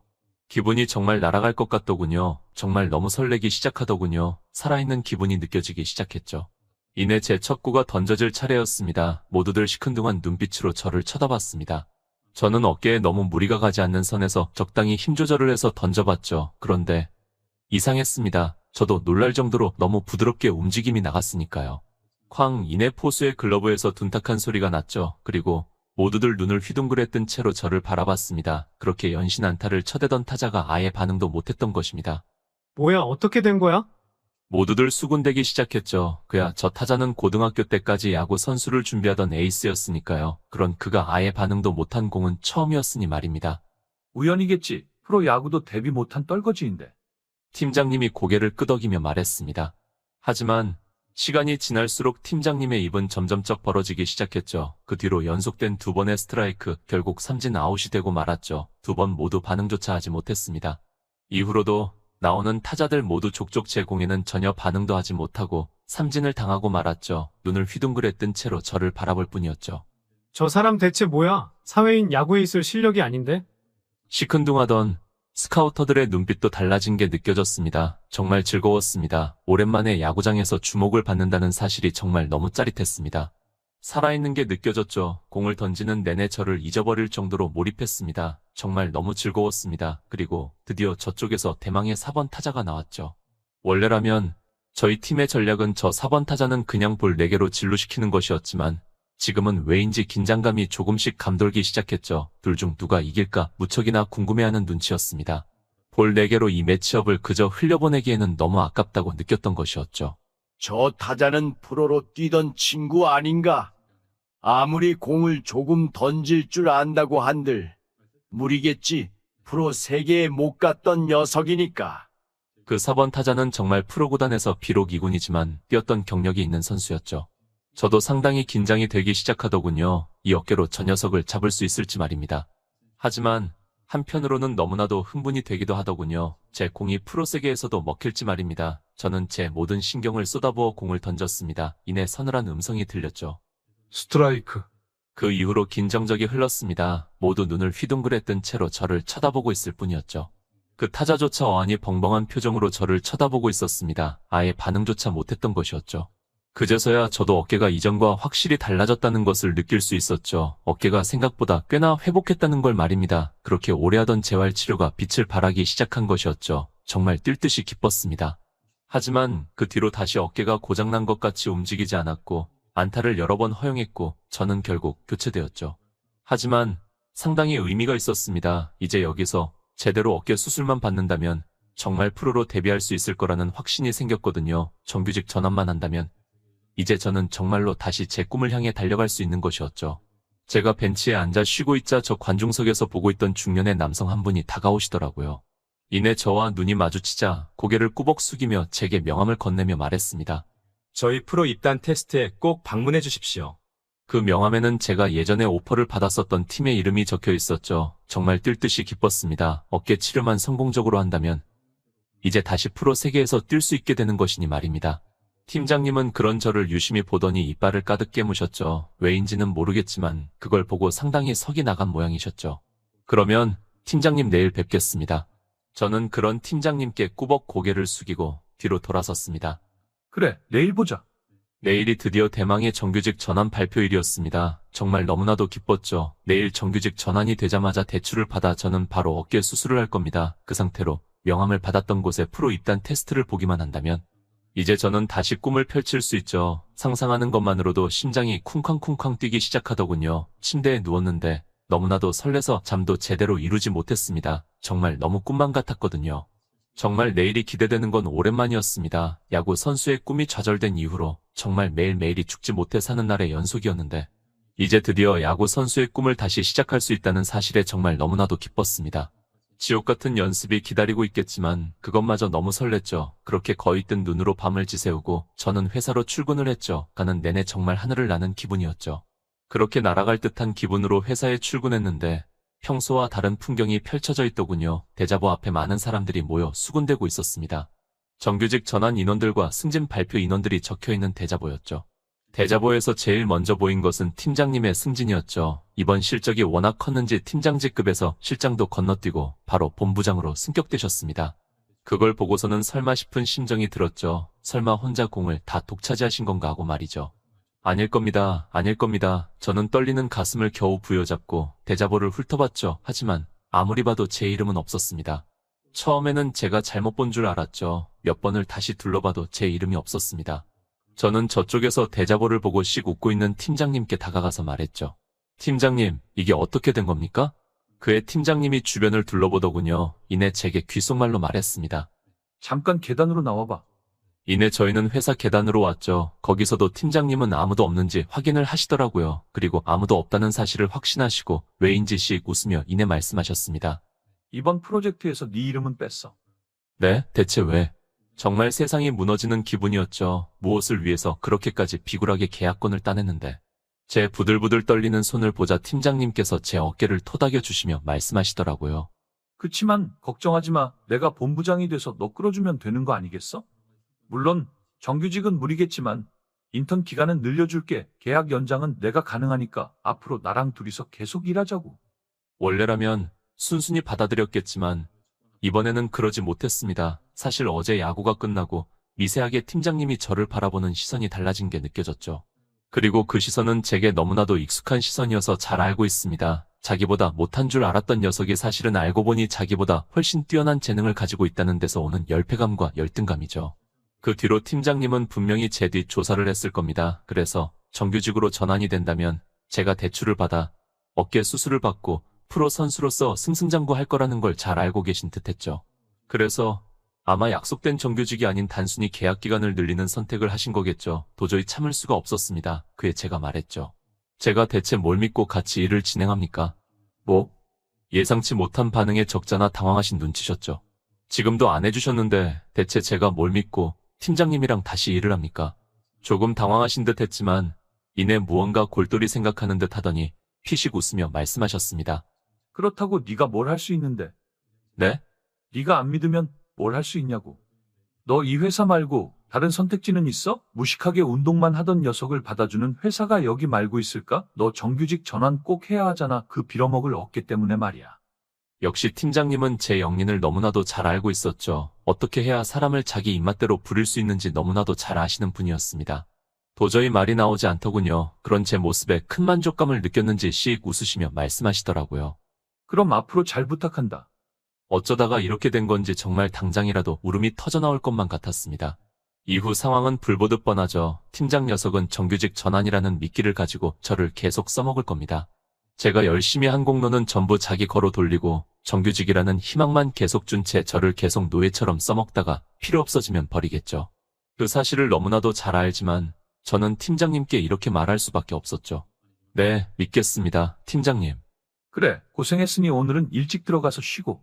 그 뒤로 저는 터덜터덜 집으로 걸어가기 시작했죠. 그런데 너무 이상했습니다. 평소에 그렇게 재미있던 야구 경기를 봐도 재미있지 않았고 그렇게 열정적이던 야구도 너무 재미가 없었죠. 대체 어떻게 된 건지 싶었습니다. 정말 아무 의욕이 생기지 않았습니다. 그냥 전부 다 포기하고 싶고 집에만 틀어박혀서 아무것도 안 하고 싶었죠. 정말 모든 게 다 싫었습니다. 너무 이상하다 싶어 병원에 가보니 번아웃 증후군이라고 하더군요. 정말 모든 에너지를 다 써버려서 탈진 상태 말입니다. 아무리 노력을 해도 그 성과는 전부 남이 낼름하고 나에게 돌아오는 건 없는 상태가 주된 원인이라고 하더군요. 의사 선생님은 저에게 상황 자체를 바꾸라고 권유하셨지만 저는 그럴 수가 없는 상황이었죠. 팀장의 뻔한 거짓말에 저는 계속해서 끌려다닐 수밖에 없는 입장이었죠. 의사 선생님도 그 말씀을 들으시더니 더 이상 말을 잇지 못하시더라고요. 그렇게 집으로 돌아왔는데 아무도 없었습니다. 수정 씨께서는 오늘 일찍 잠에 드신 듯 했죠. 정말 공허하고 허탈했습니다. 모든 것들이요. 이렇게 힘들 때 의지할 사람 하나 없다는 게 제가 인생을 잘못 산 건가 하는 생각도 들었죠. 정말 거실 한 구석에서 끄끄 울었습니다. 정말 성인이 되고 그렇게 울어봤던 적은 처음이었습니다. 정말 너무나도 괴로웠습니다. 아무리 열심히 노력한다고 한들 제자리 걸음일 뿐이고 내 인생은 앞으로도 계속 이럴 것 같다는 생각밖에 들지 않았습니다. 그런데 갑자기 환한 촛불이 제 앞에 나타났죠. 앞을 보니 수정 씨였습니다. 그녀는 제 불어터진 눈을 보고 적잖아 당황한 눈치였죠. 왜 울고 있어요? 수정 씨의 손에는 케이크가 들려져 있었습니다. 오늘 분명히 승진한다고 해서 축하 케이크 준비했는데. 수정 씨는 사실 먼저 잠에 든 게 아니라 제게 깜짝 이벤트를 해주려고 하셨던 거였죠. 정말 너무 고마운 사람입니다. 이내 수정 씨는 제 옆으로 다가오셨죠. 대체 무슨 일인데요? 말해봐요. 하지만 저는 차마 말할 수가 없었습니다. 원래 고통이라는 건 나누면 배가 되는 법이지 않습니까? 제 힘든 일을 괜히 수정 씨도 알아서 같이 슬퍼질 이유가 없죠. 제가 말할 생각이 없다는 걸 알자 수정 씨는 더 이상 묻지 않더라고요. 1시간 정도 펑펑 우니 조금은 괜찮아지더군요. 그래서 자리에서 일어서려는데 옆에서 인기척이 느껴지더군요. 옆을 보니 수정 씨였습니다. 말할 생각 없으면 말 안 해줘도 괜찮아요. 대신 옆에는 계속 있어줘도 되죠? 그의 가슴이 울컥했습니다. 대체 왜 수정 씨는 나한테 이렇게까지 대체 나 같은 놈이 뭐라고 돈도 없고 배운 것도 없는 한심한 놈일 뿐인데 그의 수정 씨가 저를 빤히 바라보더니 손을 잡으시며 말씀하셨습니다. 힘든 일 있으면 나한테 말해요. 내가 해결해주지는 못하더라도 적어도 들어주는 사람이 있다는 것만으로도 큰 위안이 되기도 하잖아요. 세상 사람들 모두 민호 씨한테 돌을 던져도 저는 계속 민호 씨 옆에 있을게요. 같이 돌을 맞아서 죽을지언정 절대 떠나지 않을게요. 그러니 나한테는 말해도 괜찮아요. 수정 씨의 진실한 눈빛에 원래라면 절대 말할 생각이 없었지만 수정 씨라면 말해도 괜찮다는 생각이 들었죠. 적어도 팀장님처럼 그 약점을 이용해서 뒤에서 칼 꽂을 사람은 아니니 말입니다. 저는 지금 상황을 솔직하게 말하기 시작했습니다. 어깨를 수술하기만 하면 프로야구 선수로 데뷔해서 내 꿈을 이룰 수 있을 텐데 정규직 전환이라는 미끼에 계속 끌려다니다가 나이만 먹고 그 꿈을 절대로 이루지 못할 것 같다고요. 그의 수정 씨가 그러더라고요. 내가 치료비 내줄게요. 네? 제가 내준다고요. 그게 대체 무슨 소리인가 싶었죠. 제 어깨 치료에는 정말 어지간한 아파트 한 대 값이 필요한데 말입니다. 한국에서도 불가능한 수술이라 외국을 가야 하는 엄청난 고난이도의 수술이었으니 말입니다. 그에 비해 제가 아는 수정 씨의 재산이라고 해봤자 이 작은 빌라 하나가 전부였죠. 만약 제 수술비를 지원해주면 이 빌라를 담보로 잡아야 하는데 그렇게까지 해주실 이유는 전혀 없죠. 그의 수정 씨가 저를 빤히 바라보더니 어딘가로 전화하는 신용을 하다가 이내 돌아와서 말하더라고요. 제가 아는 원장님이 있는데 싸게 해주신대요. 그러니 너무 부담 가지지 말고요. 이내 수정 씨가 제 손을 꼭 잡았습니다. 그러니까 포기하지 마요. 난 정말 여유 있으니까.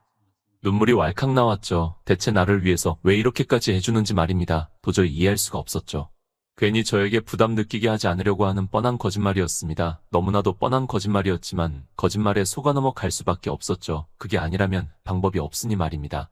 남자라는 놈이 자기가 좋아하는 여자를 지켜주지는 못할 망정 뭐 이렇게 무능한 놈이 있는지. 그리고 수정 씨는 대체 왜 이런 놈을 믿어주시는지 게다가 대체 왜 나 같은 놈 때문에 그렇게까지 해주시는지 정말이지. 정말 감사합니다. 감사합니다. 저는 결국 수정 씨의 지원을 받고 어깨 수술을 받을 수 있었죠. 제가 수술을 받을 때도 수정 씨는 계속 옆에 있어 주셨습니다. 정말 생판남밖에 없는 외국에서 유일하게 의지할 사람은 수정 씨밖에 없었죠. 죽을 때까지 평생 못 잊을 사람이라는 생각이 강하게 들었습니다. 제가 어깨 수술을 하고 나서 재활 훈련을 하며 고통에 몸부림치며 힘들어할 때도 옆에 있어 주셨죠. 정말 이런 사람 없다 싶었습니다. 그렇게 수술이 지나고 재활 운동도 열심히 한 시점에 정말 믿을 수 없는 일이 벌어졌죠. 그 뒤로 정말 어깨가 예전처럼 자유자재로 움직이기 시작했습니다. 이제 완전히 회복한 것이었죠. 그의 수정 씨는 정말 자기 일처럼 기뻐해 주시더라고요. 정말 이런 사람 없다 싶었습니다. 저도 수정 씨에 대한 마음이 점점 감당이 안 될 정도로 커져가기 시작했습니다. 하지만 아직은 저는 수정 씨를 책임질 능력이 되지 않았죠. 반드시 야구 선수로서 성공해서 그녀의 옆에 있어주고 싶었습니다. 정말 고백하고 싶은 마음이 굴뚝 같았지만 잠시 미뤄두기로 했죠. 이제 얼마 뒤면 스카우터에게 받았던 프로야구 구단 입단 테스트가 치러지는 시기이니 말입니다. 그래서 우선은 야구에 집중하기로 했습니다. 잠깐 수정 씨와는 잠깐 멀어지는 수밖에 없었죠. 오로지 야구에만 몰입해야만 했으니까 말입니다. 그게 오히려 수정 씨를 위하는 선택이었죠. 그의 수정 씨가 조금 불안해하시는 눈치이시길래 말했습니다. 저 일주일 뒤에 프로야구 구단 입단 테스트 치는데 꼭 보러 오세요. 네, 꼭 갈게요. 수정 씨가 정말 뛸 듯이 기쁜 음성으로 말씀하시더라고요. 저는 그날의 계약에 성공하고 수정 씨에게 고백을 할 생각이었습니다. 하지만 그러기 위해서는 지금은 더더욱 운동에 몰입해야만 했죠. 저는 그 뒤로 체육관에서 거의 눈 감길 때 즈음에 자고 일어나면 바로 야구 연습을 하기 시작했죠. 얼마 있지 않으면 프로 야구 입단 테스트가 시작되니까요. 거기서 성과를 보여야만 프로 선수로 데뷔할 수가 있게 되는 거죠. 정말 죽도록 열심히 했습니다. 그랬더니 정말 놀라운 일이 벌어졌죠. 오히려 예전 전성기 기량보다 훨씬 더 공을 잘 던지게 되었죠. 예전에는 시속 140km의 벽을 넘지 못했었는데 이번에는 컨디션이 좋을 때는 150km까지 던질 수 있었습니다. 정말 너무 기뻤습니다. 이 성과를 수정 씨와 나누고 싶었지만 아직은 시기상조였죠. 아직은 훈련에 집중해야 할 때니 말입니다. 순간이 감정 때문에 장기적인 대국을 망치면 안 되니 말입니다. 그리고 얼마 지나지 않아 프로 입단 테스트가 열렸습니다. 제가 예전에 오퍼받았던 팀의 야구 경기장에 오니 정말 감회가 남다르더군요. 저는 주변을 둘러봤습니다. 수정 씨를 찾기 위해서였죠. 그런데 아무리 봐도 없더군요. 그런데 어디선가 하이힐 소리가 들렸습니다. 남자들 모두 그쪽을 돌아봤죠. 그리고는 눈을 떼지 못했습니다. 하얀 드레스에 하이힐에 너무나도 고급지고 우아한 얼굴까지 정말 연예인이라도 왔나 싶은 외모였죠. 그런데 왜인지 그 여성분은 저에게 걸어오기 시작했습니다. 그런데 왜인지 익숙했습니다. 저렇게 예쁜 여성분을 제가 알 리가 없는데 말입니다. 모두의 시선이 저에게 집중되었죠. 약속 지키러 왔어요. 가까이서 보니 이제서야 알겠더군요. 바로 수정 씨였습니다. 이렇게 작정하고 꾸미시니까 정말 너무 눈이 부시게 아름다우셨죠. 제가 빤히 쳐다보자 그녀가 볼을 붉히며 땅을 바라보더군요. 그러면 화이팅 하세요. 그 말을 남기고서 관중석으로 돌아가셨죠. 의욕이 엄청 끓어오르기 시작했죠. 여기서 반드시 멋진 모습을 보여줘서 고백을 해야겠다고 말이죠. 자, 그러면 지금부터 프로 입단 테스트를 시작하겠습니다. 얼마 지나지 않아 팀의 코치님이 나오셨습니다. 코치님은 주위를 둘러보시다가 저를 보시더니 시선을 멈추셨죠. 이내 고개를 갸웃하셨습니다. 그야 코치님이 알기로는 저는 어깨가 고장이 나버린 불량품이니까요. 아직 제 어깨 회복 사실을 모르니 의아하게 쳐다보실만 했죠. 예전과 같은 기량이라는 걸 알게 되면 어떤 반응을 보이실지 정말 기대가 되었죠. 아니, 오히려 예전 기량보다 훨씬 더 좋아진 상태였죠. 저는 투수 지원자들이 모인 곳으로 갔습니다. 정말 무척이나 많았습니다. 이 중에서 한 명만 뽑힌다는 사실이 참으로 잔인하더군요. 제 순번은 11번, 마지막이었습니다. 1번 나오세요. 이내 1번부터 공을 던지기 시작했죠. 그러자 모두가 술렁이기 시작했죠. 바로 고교대회에서 투수 방어율 1위를 하고 있던 엄청난 유망주였으니 말입니다. 그 녀석은 주위를 둘러보더니 씩 웃더군요. 상당히 자신감이 있는 눈치였습니다. 그럴만도 했죠. 녀석이 첫 구를 던지자 모두의 표정이 굳었죠. 엄청나게 빠를 뿐 아니라 엄청나게 정확한 제구였죠. 쟤 무조건 뽑힐 것 같은데. 망했네. 하필이면 쟤랑 붙어서는. 대부분의 경쟁자들이 그의 압도적인 실력을 보고 많이 동요하기 시작했습니다. 하지만 그들의 반응과 달리 코치님의 표정은 영심드렁했죠. 마음에 들지 않는 눈치였습니다. 이후로 2번, 3번, 4번이 이어졌죠. 그 녀석들도 고교 시절에 꽤나 이름을 날리던 녀석들이었죠. 이름값답게 꽤나 공을 잘 던졌지만 여전히 코치님의 표정은 굳어 있었죠. 여기서 무조건 뽑아야 하는 건가? 아니요, 그런 규정은 없습니다. 그러면 그냥 다 떨어뜨려. 이번 기수는 영 다 쓸모가 없네. 네, 아직 11번이 남아 있습니다만. 저를 손가락으로 가리키며 말하더군요. 딱히 보는 의미가 없을 것 같은데 뭐 규정은 규정이니 11번. 코치님의 호명과 동시에 저는 마운드 위에 나갔죠. 정말 감회가 남달랐습니다. 저쪽 관중석에서는 수정씨가 저를 쳐다보고 계셨죠. 저는 반드시 여기서 성공을 해야 했습니다. 재계약을 성공적으로 하고 수정씨에게 고백을 하는 것이 제 시나리오니까요. 하지만 제 기대와 달리 코치님의 표정은 영심드렁하셨죠. 굳이 보지 않아도 뻔한 결과라고 예상하셨을 테니까요. 분명 맞는 말이긴 합니다. 제 어깨가 회복되지 않았다면 말입니다. 시작하세요. 그 음성과 동시에 저는 투구 폼을 잡기 시작했죠. 그러자 코치님의 표정이 순식간에 날카롭게 변하셨죠. 무언가 다르다는 걸 느끼신 듯 했습니다. 이내 저는 팔을 뒤에서부터 천천히 뻗어 팔을 채찍처럼 휘둘렀죠. 이내 포수의 글러브에서 둔탁한 소리가 났습니다. 그 순간 유리컵이 깨지는 소리가 들렸죠. 코치님이 들고 있던 유리컵을 떨어뜨리신 거였습니다. 코치님, 괜찮으세요? 옆에 있던 조수가 다가왔지만 그는 전혀 신경 쓰지 않고서 저를 꼿꼿이 바라보며 말했습니다. 11번 다시 해봐. 그의 주변이 술렁이기 시작했죠. 코치님이 다시 한번 던져보라고 말하는 건 정말 마음에 들었을 때 하는 말이니 말입니다.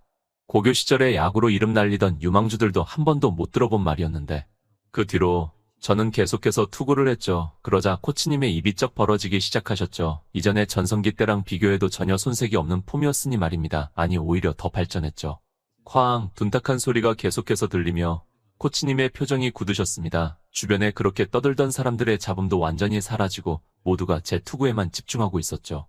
연속 5번 150km입니다. 도저히 믿을 수 없다는 목소리로 말했죠. 지금 당장 쟤 뽑아. 네, 원래 계약은 일주일 뒤에 정식으로 진행되는 것으로 알고 있습니다만. 지금 그런 거 신경 쓸 겨를이 있어. 다른 팀이 눈독 들이기 전에 빨리 계약하라고. 규정이고 나발이고. 그 뒤로 조수분이 제게 급하게 계약서를 들고 오셨죠. 그런데 그 팀뿐만 아니라 저 관중석에서 지켜보고 있던 다른 팀들의 스카우터들도 제게 엄청나게 많은 계약서를 들이밀었죠. 수정 씨는 이 광경을 빤히 바라보며 정말 기쁜 표정을 짓고 있었습니다. 저도 정말 너무 기뻤죠. 결국 저는 절대 불가능할 거라고 생각하던 프로야구 선수 생활을 다시 시작할 수 있게 된 것이었습니다. 정말 꿈만 같은 나날들만 앞으로 남은 것이었죠. 저 멀리서 수정 씨는 저를 지켜보며 눈물을 흘리고 계시더라고요. 정말 자기 일처럼 기뻐해 주셨죠. 정말 이런 사람 없다 싶었습니다. 수정 씨가 이내 내려오셔서는 저를 끌어안고서는 엉엉 우시더라고요. 너무 다행이에요. 잘 돼서. 정말 어찌나 기쁘셨는지 제 티셔츠가 흥건히 젖을 정도로 우셨습니다. 제 성공을 마치 자기 일처럼 기뻐해 주셨죠. 정말 이런 사람 없다 싶었습니다. 그에 제가 수정 씨에게 말했죠. 수정 씨, 잠깐만요. 저의 반응에 조금 당황하셨는지 주위를 둘러보시더라고요. 이내 탄식을 내지르시며 말했습니다. 네, 혹시 제가 뭔가 잘못하기라도, 제 티셔츠가 그녀의 울음으로 흥건히 젖어 있었으니 말입니다. 죄송해요. 이건 제가 책임지고 변상을.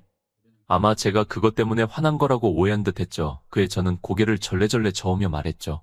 아니요, 그게 아닙니다. 수정 씨. 그렇다면? 그녀가 눈을 동그랗게 뜬 채로 저를 보며 말했죠. 그에 저는 뒷주머니에 넣어뒀던 반지를 꺼내며 그녀의 앞에 내밀며 말했습니다. 수정 씨 저랑 평생 함께 하시지 않을래요? 그의 수정 씨가 혼란스러우신지 눈을 이리저리 굴리시더라고요. 적잖아 당황하신 듯 했습니다. 내가 너무 성급했나 싶었죠. 너무 빨랐나요? 죄송해요. 역시 너무 빨랐나 싶어 다시 주머니에 집어 넣으려는데 수정 씨가 제 손을 잡으며 말하더라고요. 아니요, 그게 아니에요. 이내 그녀가 저를 꼿꼿이 바라보더니 입술을 꾹 깨물고서는 말했습니다. 너무 좋아서 그랬어요. 너무 좋아서요. 저도 너무 좋아요. 평생 함께 하죠. 그 뒤로 저희는 사귀게 되었습니다. 그 뒤로 저는 승승장구를 하게 되었죠. 엄청나게 많은 연봉도 받을 수 있었고요. 하지만 그 뒤로 수정 씨와는 조금씩 마찰이 생기기 시작했죠. 제가 정말 인생에서 가장 초라하고 밑바닥을 찍으며 집도 없고 모든 것이 원점으로 돌아가고 월세방조차 제대로 구하지 못하던 시절. 나도 못 믿던 나를 믿어주고 무조건 사랑으로 나를 보살펴주며 내 성공의 질투가 아니라 정말 자기 일처럼 기뻐해 주시던 분이죠. 물론 지금도 가진 건 많지 않지만 제 명의로 된 아파트도 있고 고급 승용차도 있습니다. 제 또래에 비하면 연봉도 엄청나게 높은 편이고요. 수정 씨와 가끔 싸울 때마다 헤어지고 싶다는 생각이 들지만 그 시절을 생각하면 이런 사람 없다는 생각이 듭니다. 솔직히 사랑이라는 감정은 사라진 지 오래이기에 결혼을 하는 선택이 맞는 것인지 혼란이 들 때도 있습니다. 그럼에도 불구하고 이런 사람과 결혼하는 게 맞겠죠? 구독을 눌러주셔야 사연자분의 뒷이야기가 영상으로 제작되었을 때 받아보실 수 있게 됩니다.